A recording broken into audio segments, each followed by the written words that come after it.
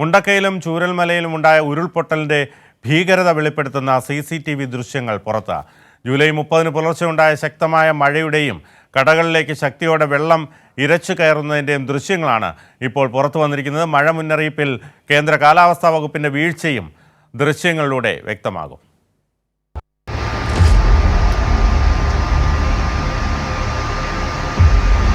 വെള്ളം ഇരച്ചു കയറിയത് അതിവേഗം. ഉരുൾപൊട്ടലിന്റെ ഭീകരത വെളിപ്പെടുത്തുന്ന CCTV ദൃശ്യങ്ങളാണ് പുറത്തു വന്നിരിക്കുന്നത്.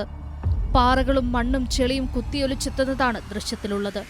ചൂരൽമല മുണ്ടക്കൈ മേഖലയിലെ ഉരുൾപൊട്ടലിന്റെ ദൃശ്യങ്ങളാണ് പുറത്തു വന്നിരിക്കുന്നത്.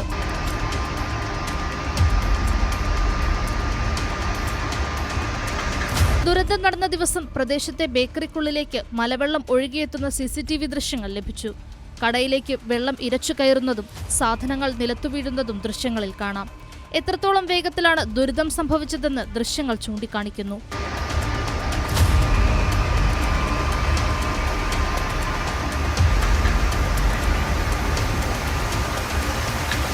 ഉരുൾപൊട്ടലിൽ തകർന്ന മുണ്ടക്കൈ പള്ളിയിലെ CCTV ദൃശ്യങ്ങൾ പുറത്തു വന്നിട്ടുണ്ട്. ഉരുൾപൊട്ടലിന്റെ തലേ ദിവസം ശക്തമായ മഴ പെയ്യുന്നതിന്റെ കാഴ്ചയാണ് വീഡിയോയിലുള്ളത്.